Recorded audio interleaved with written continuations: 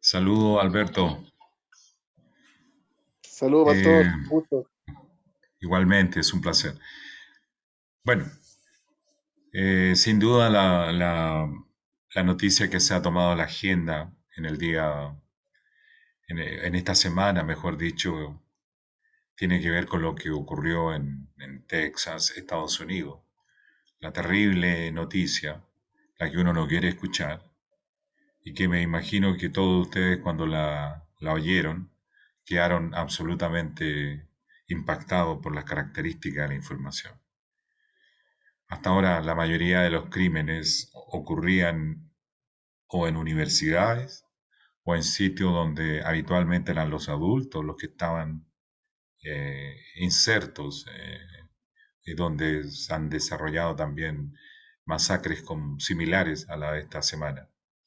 La gran diferencia es que ahora todo lo que ocurrió en un lugar donde los protagonistas principales eran los niños.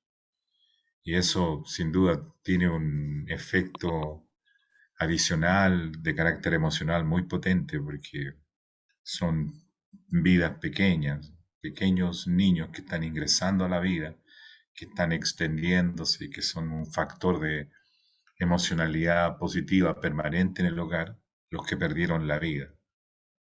La abuela del criminal y los profesores también, que dos mujeres de una edad parecida que fallecieron.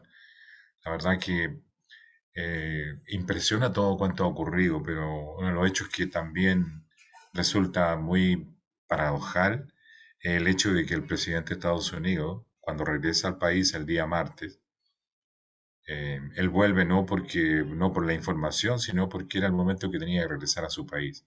Él andaba en ese instante haciendo una serie de reuniones con países para integrarlos en la defensa de Ucrania, buscando armamento para llevar a Ucrania para defenderse de mejor manera de Rusia.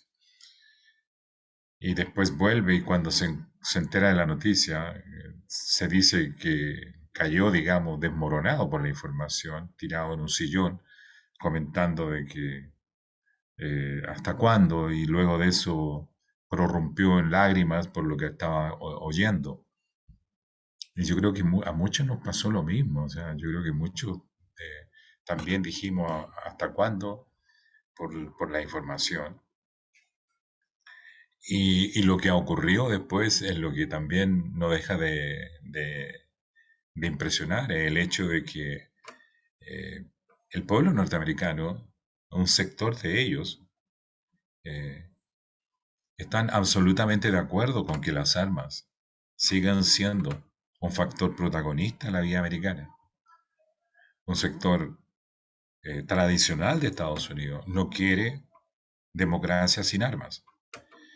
Yo he conversado con amigos americanos que me dicen que el factor de tranquilidad de la democracia americana descansa en el hecho de que en cada hogar hay un arma y que sin esa arma la democracia norteamericana no funcionaría. Y eso es lo que provoca perplejidad. Por otro lado, uno se entera de que los negocios en Estados Unidos, o sea, las organizaciones financieras que generan más recursos para quienes son sus asociados, son organizaciones que trabajan con este tipo de situaciones, generando armas y derramando esas armas tanto en Estados Unidos como en mercados internacionales, es decir, países que están interesados en adquirir armas. Entonces, eso habla acerca de cuán potente es la egolatría en el ser humano hoy en día, que no trepida en armarse negocios de esta naturaleza con tal de lograr objetivos financieros. Y eso me hacía pensar un poco en lo que Jesús intentó hacer con sus habituales enseñanzas en relación al yo o al ego como un factor determinante en la vida de las personas. Y sabiendo que era determinante, sabiendo que este se mece a veces muy cómodamente en el sofá de nuestro corazón, Jesús fue muy directo para tratar el yo y entendiendo las desventajas que el ser humano tiene cuando el yo está plenamente potenciado. En Lucas capítulo 9, versículo 23, la escritura dice que Jesús les decía a todos, no solamente a sus discípulos, sino que a todos los que le seguían. Si alguno quiere venir en pos de mí, niéguese a sí mismo, tome su cruz cada día y sígame. El domingo, mientras compartía la palabra, estaba haciendo cierto alcance con respecto a cómo nosotros llegamos al Evangelio. Y sobre la base de eso, eh, estuve mencionando un poco lo que significa la justificación en Cristo y cómo somos llamados por el Señor, somos agarrados, somos asidos, somos tomados, somos traídos por el Señor al reino por un acto de pura gracia. Es decir, la gracia es el favor inmerecido de parte del Señor a nuestras vidas. No merecíamos ser salvos, pero Dios determinó salvarnos. Eso ocurre por medio de lo que es la justificación. Un acto de pura gracia, un acto maravilloso. Lo que ocurre a posterior es el acto de santificación, de consagración, ser apartados, guardados para vivir un estilo de vida en el que el Espíritu Santo nos capacita para llevarla a cabo. No es habilidad nuestra, la santidad, sino que es una acción del Espíritu en nuestro interior que nos va llevando a vivir la palabra de Dios. Y esto está en directa relación con el versículo que acabamos de leer, donde Jesús claramente refleja de que no podemos decir que estamos en Él, que estamos viviendo en Él, si no estamos siendo transformados y llevados a este punto de negarnos a nosotros mismos, es decir, negarnos a los criterios de nuestra propia voluntad y tomar la cruz cada día y seguirle. Obviamente los actos están siempre relacionados con los tiempos de maduración que vamos desarrollando en Cristo. Algunos tienen mayor habilidad para vivir este pensamiento y otros están intentando acomodarse para vivir esta realidad.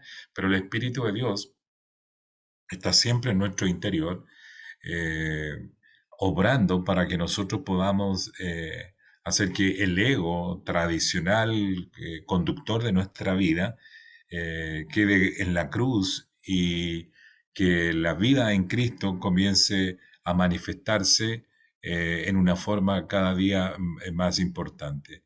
En la medida que esto ocurre, las esferas tradicionales nuestras son afectadas. Por ejemplo, nosotros, los que estamos en este lugar, somos puros varones y una de las áreas donde necesitamos vivir esta experiencia modificada como resultado del Evangelio en nuestra vida es en el matrimonio, es en la vida con nuestra esposa y también la vida con nuestros hijos.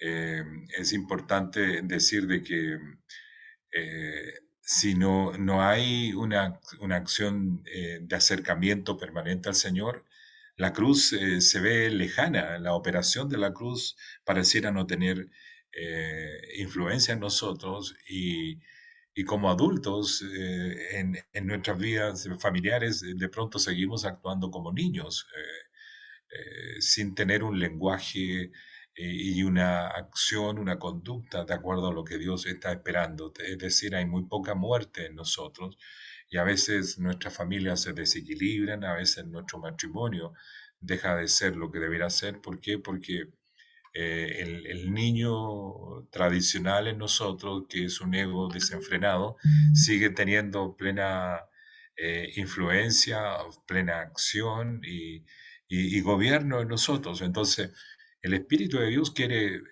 actuar en esa área y hacer de que nuestros berrinches, nuestros gritos, nuestros insultos a veces, o a los hijos o a la esposa, pasen a ser cada día hechos eh, menores,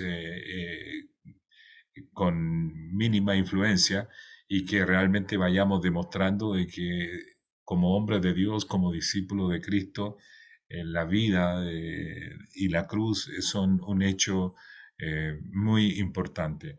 En el libro de Segunda Timoteo, en el capítulo 3 hay un texto donde Pablo habla acerca de las características de los hombres en los últimos tiempos.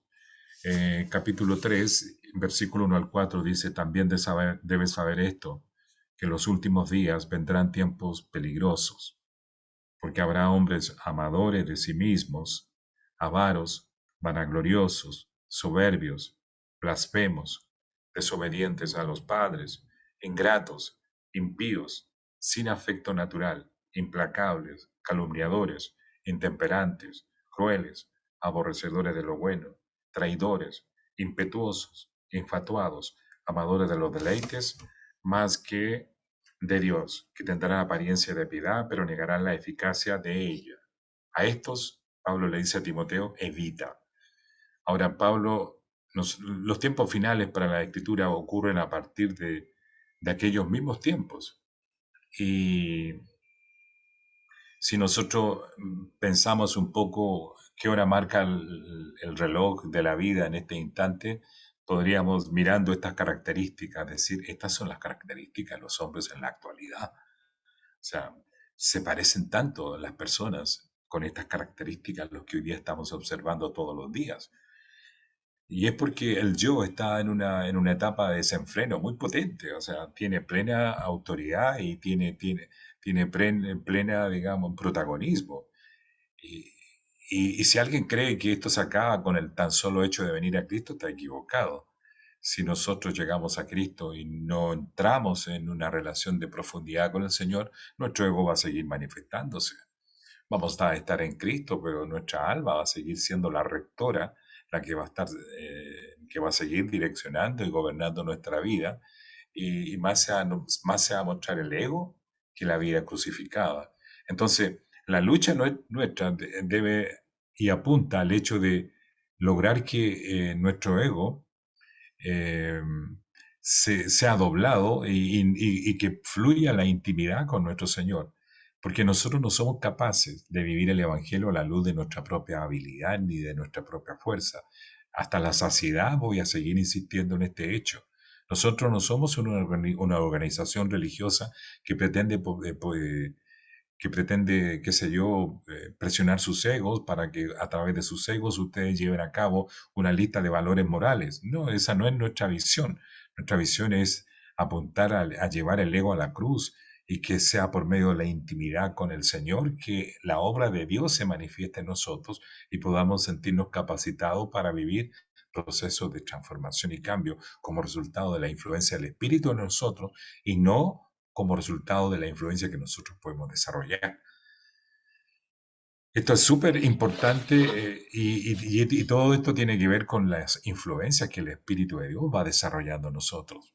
El Espíritu Santo viene a nosotros para llevarnos a toda verdad y la verdad nosotros la encontramos en la palabra y es la eficacia de la palabra la que va entrando en nosotros, va manifestándose en nosotros y llevando a cabo su obra. Por ejemplo, en el libro de Hebreos, en el capítulo 4, eh, el escritor de Hebreos habla acerca de la palabra, del poder de la palabra, dice, porque la palabra de Dios es viva, la palabra de Dios es eficaz, la palabra de Dios es más cortante que toda espada de dos filos y penetra hasta partir el alma y el espíritu, las coyunturas y los tuétanos y discierne los pensamientos y las intenciones del corazón. Y no hay cosa creada que no sea manifiesta en su presencia. Antes bien, todas las cosas están desnudas y abiertas a los ojos de aquel a quien tenemos que dar cuenta. El hombre, el hombre en su estado natural es un hombre que fluye en un ambiente de dicotomía, es alma y cuerpo. Pero el cristiano, cuando llega a Cristo, vive una experiencia de transformación que hace que el hombre vuelva a ser como lo era en los orígenes. Hay muchas personas que dicen que no hay gran diferencia entre el espíritu y el alma y que tratan de dar a entender de que esa dicotomía persiste. Pero a la luz de esta palabra, también a la luz de Primera Tesalonicense y otros textos, podemos darnos cuenta que la idea de la Trinidad en el hombre como resultado de estar en Cristo es cierta. Aquí claramente en estos versículos que acabo de leer de Hebreos se ve cómo esa Trinidad vuelve a surgir en Cristo, espíritu, alma y cuerpo. En el origen, nuestro espíritu nos comunicábamos con Dios, había una relación totalmente fluida entre Adán y el Señor. Recuerden que cuando Adán y Eva pecaron, estos huyeron al bosque a esconderse, qué sé yo, para que Dios no los viera y la escritura habla de que Dios había vuelto para comunicarse con ellos para dialogar, pero en esa condición en la que ya estaban caídos, era el alma la que ya estaba comenzando a resolver las cosas. Y el hombre después de la caída, deja al cerrar la comunicación Dios con el hombre, vuelve a ser, o sea, el hombre no vuelve, el hombre a partir de ese momento pasa a ser un hombre dicotomista, alma, cuerpo. Pero cuando nosotros llegamos a Cristo, se restaura la condición original del hombre y el espíritu que estaba apagado sin comunión con Dios es restaurado por medio de la acción del espíritu, el nacimiento de nuevo, la obra de reconciliación que el espíritu desarrolla en nosotros, permite que nuestro espíritu vuelva a surgir en nosotros y a tomar la autoridad que tenía solamente nuestra alma. Entonces, ese proceso de santidad comienza a desarrollarse. Dios comienza a hacer crecer nuestro hombre interior, nuestro hombre espiritual, y ese hombre espiritual comienza a generar influencia sobre el alma.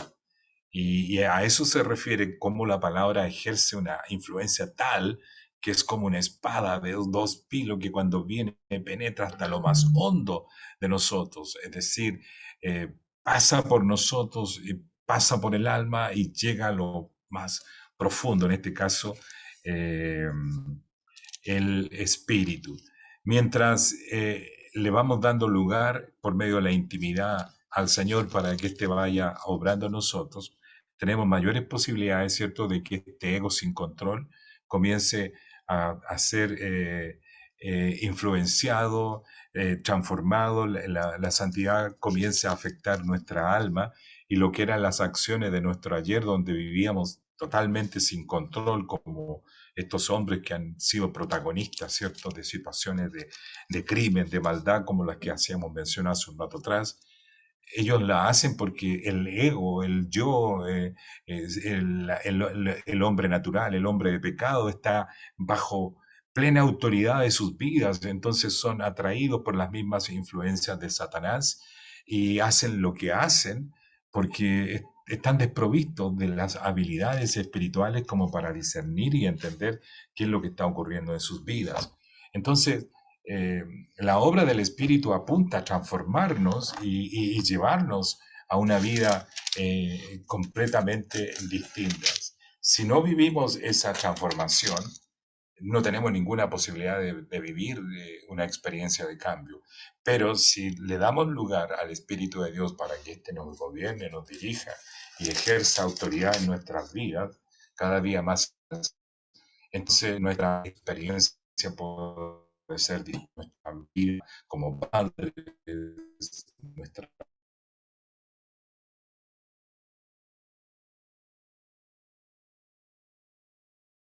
vida como vecinos. Un momento, pastor.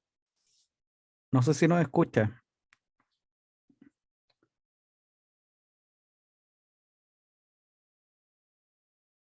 Pastor.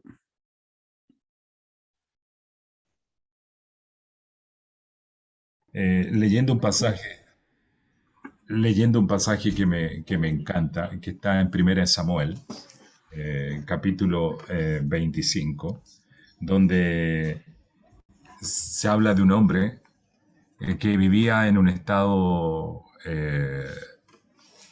donde el yo en él florecía de una forma tremenda y hacía lo que quería y tenía una autoridad, potestad y dominio eh, sobre sus trabajadores, sobre su familia, sobre su esposa, que hacía que tuviera fama de ser un peleador, un contencioso, una persona muy compleja. Y este hombre que de pronto ilustra un poco el perfil de muchos hombres, ¿ah? Que cuando viven amurallados en su ego son protagonistas de situaciones eh, donde hechos parecidos a este hombre se manifiestan. Dice la escritura, murió Samuel y se juntó todo Israel y lo lloraron y lo sepultaron en su casa en Ramá. Habla del profeta que había sido quien había levantado al rey Saúl, también había levantado a David y que tenía gran influencia en Israel. Murió esta persona. Como era un hombre de gran influencia espiritual, La gente lo lloró y sintió mucho su partida. Y se levantó David y se fue al desierto de Parán. David estaba en una etapa de transición. Tenía un llamado de parte del Señor para ser rey, pero seguía gobernando Saúl. Y Saúl hacía sentir su gobierno, su autoridad, y perseguía a David por donde éste fuera. Y en Maón había un hombre que tenía su hacienda en Carmel, el cual era muy rico y tenía 3000 ovejas y 1000 cabras. Y aconteció que estaba esquilando sus ovejas en Carmel. Y aquel varón se llamaba Nabal, y su mujer Abigail. Era aquella mujer de buen entendimiento y hermosa apariencia, pero el hombre era duro y de malas obras, y era del linaje de Caleb, es decir, pertenecía a la tribu de Caleb. Y oyó David en el desierto que Nabal esquilaba ovejas. Era como, por ejemplo, si en el campo cuando hay trilla es porque se está cosechando el trigo, ¿cierto? Y también más al sur, muy al sur en nuestro país, también se esquilan las ovejas y es una fiesta porque se, se saca toda la lana de las ovejas y siempre esto termina en cauceos, en comilonas y fiesta. ¿Ya? Entonces David se enteró de esta situación. Dice, y oyó David en el desierto que Nabal esquilaba sus ovejas. Para David no era extraño el Nabal, no era extraño ese feudo, esa gente. Entonces eh, envió 10 jóvenes y les dijo, subid a Carmel e id a Nabal y saludadle en mi nombre. Es decir, vayan en el nombre de David y decirle así, sea paz a ti y paz a tu familia y paz a todo cuanto tienes. He sabido que tienes esquiladores. Ahora, tus pastores han estado con nosotros, no les tratamos mal, ni les faltó nada en todo el tiempo que han estado en Carmel. Es decir, David los mandó a cobrar favores, ¿no? David con su ejército, recordemos que David, perseguido por Saúl, estaba siempre rodeado de personas leales a él que salvaguardaban la vida de David. Entonces, en esa acción habitual en el desierto, David también procuraba mantener vínculos con los trabajadores que sacaban las ovejas de los terratenientes del lugar y les alimentaba sus necesidades. Pregunta a tus criados y ellos te dirán, es decir, manda a estos 10 hombres para que vayan en el nombre de él, le pidan comida, en otras palabras, le pidan ayuda, y es porque nosotros hemos estado también siempre reconociendo tus ovejas, cuidándolas, protegiéndolas y cuidando tus propios trabajadores. Y si no me crees lo que yo estoy diciendo a través de estos 10 hombres, pregúntalas a tus criados y ellos te lo dirán. Hallen por tanto estos jóvenes gracia en tus ojos, porque hemos venido en buen día. Te ruego que des lo que tuvieres a mano a tus siervos y a tu hijo David.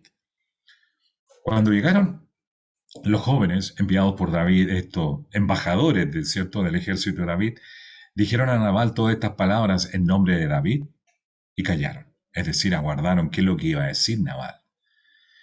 Y Nabal respondió a los jóvenes enviados por David y dijo, ¿quién es David? ¿Y quién es el hijo de Isaí?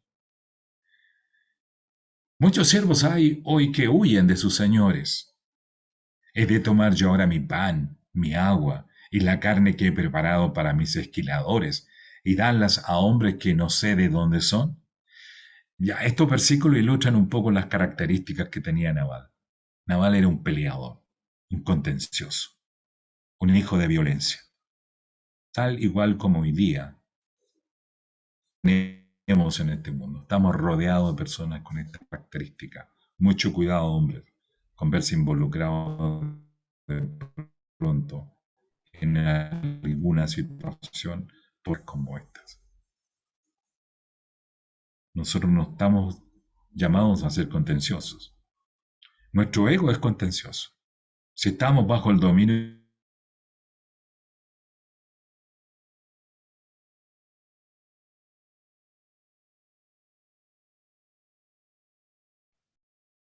Pastor,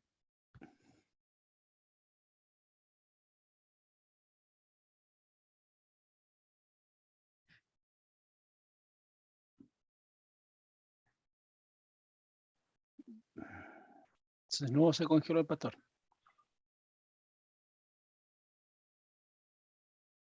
Naval ilustra lo que es, Naval ilustra muy bien lo que es la vida egocéntrica. Y ojo, nosotros podemos ser egocéntricos si nuestro ego no está en la cruz. Y este es un ejercicio espiritual que diariamente nosotros tenemos que hacer, llevar nuestro ego a la cruz para que viva en nosotros la gracia de Cristo. Repose en nosotros el hombre espiritual y no el hombre que persiste en hacer las obras de Adán. Y los jóvenes que había enviado David, se volvieron por su camino y vinieron a David y contaron todas estas palabras. Aquí la sangre está a punto de llegar al río. Y es lo que ocurre habitualmente cuando egos con altura pueden enterarse de conflictos. Dice, entonces David dijo a sus hombres, cíñase cada uno su espada. Y se ciñó cada uno su espada. Y también David se ciñó su espada. Y subieron tras David como 400 hombres, y dejaron 200 con el bagaje, es decir, con las provisiones que ellos tenían habitualmente. Imagínense lo que estaba ocurriendo en este instante por la insensatez de un egocéntrico, que porque tenía recursos creía que tenía el control de todas las circunstancias. Este hombre no tenía idea que por su actitud estaba a punto de provocar en medio de su vida, de su familia, de sus trabajadores, una tragedia enorme. Dice el versículo 14, pero uno de los criados dio aviso a Abigail, mujer de Nabal, diciendo, he aquí David envió mensajeros del desierto que saludasen a nuestro amo, y él los ha zaherido, es decir, él los hirió con su reacción, con su actitud. Él fue como frecuentemente era Nabal. Y aquellos hombres han sido muy buenos con nosotros, le dicen los trabajadores a la esposa de Nabal. Y nunca nos trataron mal, ni nos faltó nada en todo el tiempo que anduvimos con ellos cuando estábamos en el campo.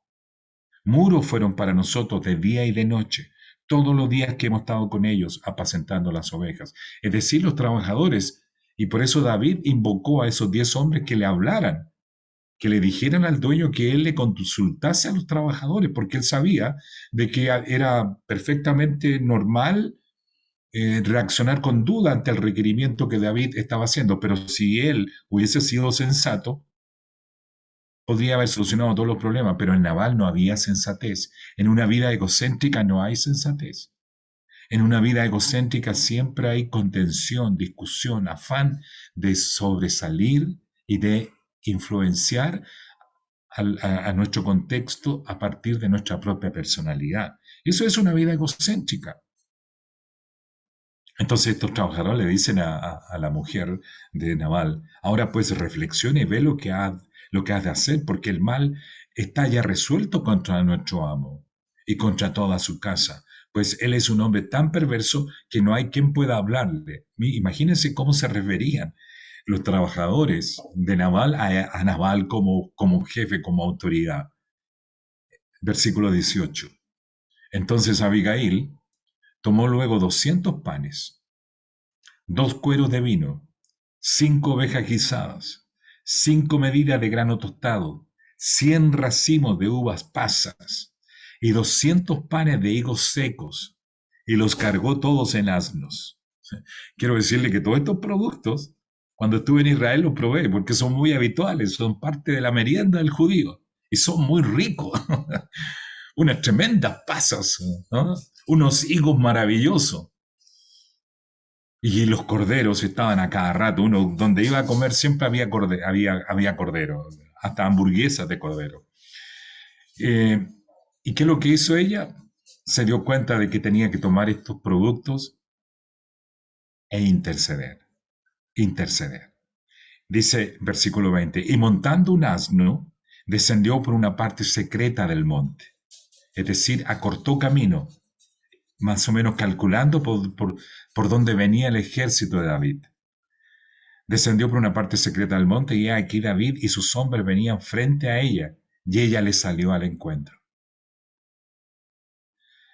Para mí esta es una cristualidad lo que hace esta mujer, porque con su actitud depone el ego violento que se había levantado con razón en David. No estoy justificando la situación, pero en el contexto del Antiguo Testamento, el ojo por ojo, el diente por diente, era parte de la ley natural en una vida donde no existía la vida en el Espíritu. La vida en el Espíritu existía para los que estaban en una íntima relación con Dios. Pero no siempre David estaba en esa posición. Y en este momento lo vemos que va encolerizado con sus soldados rumbo a la casa de Nabal.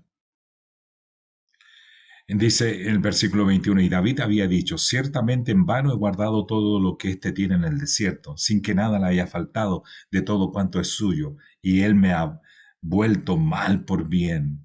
Así haga Dios a los enemigos de David, y aún les añada que de aquí a mañana, de todo lo que fuere suyo, no he de dejar con vida ni un varón. Imagínense, esa era la premisa básica que tenía David en ese momento en contra de los trabajadores de Nabal. Nadie queda en pie, tampoco Nabal, ni ningún recurso que este hombre tiene. Se va a encontrar con quien yo soy. Es decir, iba pleno, henchido de ideas de justicia. Y eso nos demuestra que muchas veces la ira quiere actuar bajo los patrocinios de la justicia, pero la negación es la invitación a la vida en el Espíritu. Dice versículo 23, y cuando Abigail vio a David, se bajó prontamente del asno y postrándose sobre su rostro delante de David, se inclinó a tierra y se echó a sus pies y dijo, Señor mío, sobre mí sea el pecado, mas te ruego que permitas que tu sierva hable a tus oídos y escucha las palabras de tu sierva. Ella se pone en la posición del cordero, es interventora en medio del torrente de maldad, en medio de la fantasía de la violencia que estaba anidada en ese momento en David y todos sus hombres. Luego de eso, su estado de humillación es muy potente porque ponerse llevar su cara hasta el suelo, en los pies mismos de David, es un acto de profunda humillación, de negación absoluta. Toma la cruz en una perspectiva, en retrospectiva, mejor dicho, al plano de lo que es el Antiguo Testamento. No hagas caso ahora, mi señor, de ese hombre perverso de Nabal. Es su esposa, pero sabe quién es Nabal. Y dice, no hagas caso ahora, mi señor, de ese hombre perverso de Nabal, porque conforme a su nombre, así es. Él se llama Nabal, que significa violencia, que significa perversidad, que significa vergüenza. Y la insensatez está con él. Mas yo, tu sierva, no vi a los jóvenes que tú enviaste. Ahora pues, Señor mío, vive Jehová y vive tu alma, que Jehová te ha impedido el venir a derramar sangre y vengarte por tu propia mano. Sean pues como Nabal tus enemigos y todos los que procuran mal contra mi Señor. Hasta ahora hemos visto egos en acción, egos altivos, pero con esta mujer lo que vemos es la apreciación de lo que es una vida instigada por el Espíritu de Dios, que procura volver a tierra la violencia y permitir que el Espíritu de Dios se proyecte sobre la situación. En versículo 27, ahora este presente que tu sierva ha traído a mi Señor se ha dado a los hombres que siguen a mi Señor. Y yo te ruego que perdones a tu sierva esta ofensa, pues Jehová de cierto hará casa estable a mi Señor, por cuanto mi Señor pelea las batallas de Jehová y mal nos ha hallado en ti en tus días. Es decir, ella es protagonista de las palabras que los trabajadores de Nabal le habían conferido a ella, y ella ahora lo que hace es depositar esas mismas palabras hacia David. Aunque alguien se haya levantado para perseguirte y atentar contra tu vida, con todo, la vida de mi Señor será ligada en el haz de los que viven delante de Jehová tu Dios, y él arrojará la vida de tus enemigos como de en medio de la palma de una onda. Es muy elocuente y muy profética al decir lo que dice, porque habla un poco acerca de lo que Dios iba a hacer definitivamente con David y cómo iba a ser Dios un protagonista en la vida de David, llevándolo a la posición que a través de Samuel Dios le había dicho, que él iba a ser el Dios, o sea, el rey, perdón, que iba a reemplazar a un Saúl que había caído de la presencia divina. Saúl seguía siendo el rey, pero ya no contaba con la cobertura de Dios. Versículo 30. Y acontecerá que cuando Jehová haga con mi Señor conforme a todo el bien que ha hablado de ti, y te establezca por príncipe sobre Israel, entonces, Señor mío, no tendrás motivo de pena ni remordimiento por haber derramado sangre sin causa, o por haberte vengado por ti mismo. Guárdese pues mi Señor, y cuando Jehová haga bien a mi Señor, acuérdate de tu sierva. Reinsiste en su apreciación de David y el protagonismo que éste va a adquirir, lo vuelve a profetizar a David. Y David dijo a Abigail, aquí viene la respuesta del hombre de Dios ante la actitud de esta mujer. Y dijo David a Abigail, bendito sea Jehová Dios de Israel que te envió para que hoy me encontrases, y bendito sea tu razonamiento, y bendita tú que me has estorbado hoy de ir a derramar sangre y a vengarme por mi propia mano. Vemos en este texto el poder de la vida en el espíritu en desmedro de lo que es el poder de la vida del ego. Partimos hablando acerca del poder de la vida del ego en lo que ha ocurrido en estos días en Estados Unidos y que también ocurre en nuestro propio escenario, en nuestro país, y ocurre en los escenarios globales, en todos lados. Hay un espíritu de violencia tremendo en medio de la humanidad que se está manifestando cada día con mayor intensidad. Y están ocurriendo todos los días desastres a partir de lo que significa un ego empoderado, un ego gobernando, un ego dirigiendo a las personas y permitiendo de esa manera que las obras de las tinieblas se desplacen como ríos sin control en medio de la vida. Entonces, entendamos un poco que lo que el Señor quiere es que nosotros desarrollemos la actitud, en este caso de la mujer de Nabal, no la de Nabal ni tampoco de un enfurecido David, sino que Dios quiere que seamos como esta mujer, que demuestra con su actitud una humildad puesta a todo lugar. Si nosotros de pronto nos vemos involucrados en alguna situación, el Señor está esperando que actuemos con la obra del Espíritu y no guiado por la carne. Dice la Escritura en el versículo 27, pero por la mañana, cuando ya a Nabal se le habían pasado los efectos del vino, había sido una fiesta, yo le dije que esquilar las ovejas siempre implicaba que las reservas de vino se manifestasen con abundancia. Y cuando Nabal respondió como respondió a estos 10 mensajeros, es obvio que estaba bajo las influencias también del alcohol. Entonces imagínense una persona que en su estado natural vive siempre bajo la posesión del ego, más encima con el alcohol. Es una mezcla nada ventajosa. Entonces, ¿qué es lo que hace su mujer al día siguiente? Le cuenta todo lo que había ocurrido y el versículo 37 habla que desmayó su corazón en él. Es decir, hubo un derrumbamiento interior en el corazón de Nabal y se quedó como una piedra, es decir, totalmente como congelado, duro así, en su condición. Y el versículo 38 nos entrega una mala noticia. Dice, 10 días después, Jehová hirió a Nabal y murió. Oh, qué dura la vida de Nabal. Vivió siempre bajo la dictadura de su ego.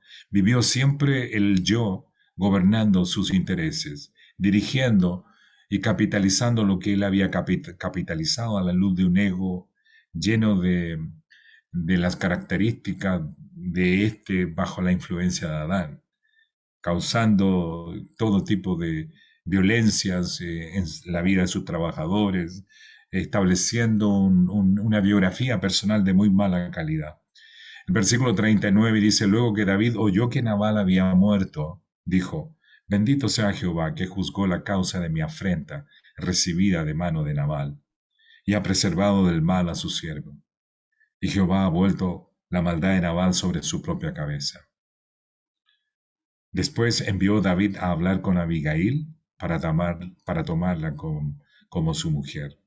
A mí me impresiona mucho este pasaje de la Escritura. Lo he compartido en varias oportunidades en mi vida como pastor.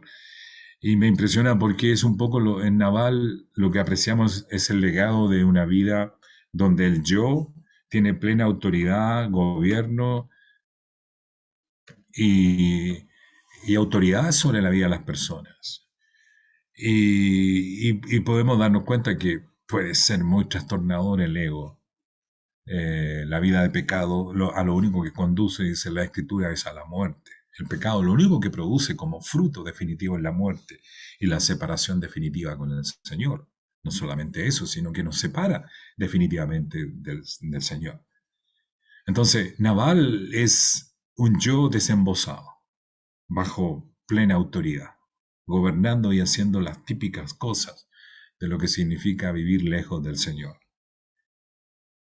En David, en la mujer de Nabal, vemos la actitud cristocéntrica, la actitud de un ego puesto bajo la autoridad divina y con acciones propias de lo que significa vivir bajo la autoridad del Señor, pidiendo muchas veces perdón, pidiendo muchas veces misericordia, humillándonos, colocándonos en los pies de las personas y nunca buscando saciar con intereses puramente humanos las acciones que requerimientos diarios o qué sé yo, familiares, matrimoniales, de trabajo, de pronto nos demanden bajo una óptica puramente humanista y nos aparten de la gracia que Dios quiere que cada uno de nosotros desarrolle. Así que piensen un poco cuánto del Espíritu hay en ustedes gobernando su espíritu y haciendo que este sea el que realmente sea el protagonista diario, y cuánto del yo y su visión humanista, su visión existencialista a partir de lo que el hombre ve y no realmente lo que Dios ha revelado, gobierna nuestro ser. Obviamente lo que esté gobernando nuestro ser, en lo que está surgiendo en el día a día y generalmente, como vimos en el caso de Nabal, hasta su matrimonio perdió, a partir de los mismos recursos que tanto quizás le habían costado tener, que también los perdió cuando apareció la muerte. Que dura en la vida de un yo sin control, pero que graciosa es la vida de una vida que busca la gracia de Dios en su propia experiencia personal. Oramos. Padre, en el nombre de Jesús te damos gracias en este momento por esta palabra, Dios, en la que nos hace reflexionar, Padre, sobre lo que significa tomar la cruz, Padre, y seguir a Cristo bajo la óptica que Él requirió y no bajo la visión de lo que nosotros creemos.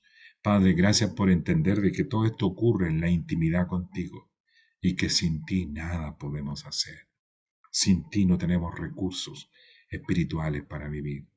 Haznos protagonistas de tu reino, Señor, viviendo, Señor, una vida en que nuestro quehacer diario gire en torno a ti, orando, buscándote, haciéndote de ti lo más importante en nuestra existencia. Oro por cada uno de mis hermanos, por Rodolfo, por Marcelo, por Guillermo, Padre, por Jesús, por Alberto y los demás varones, Señor, que hubiesen querido estar en esta noche, pero por distintas circunstancias no están. Por Javier, Dios, quien estaba con nosotros, pido también por él que tu gracia se manifieste en su vida, Dios. Haznos protagonistas, Padre, de una vida en el Espíritu. Haznos protagonistas en las circunstancias cotidianas de lo que significa sembrar en el Espíritu y nunca para la carne. Te damos gracias, Señor, por este momento y oramos en el nombre de Jesús. Amén.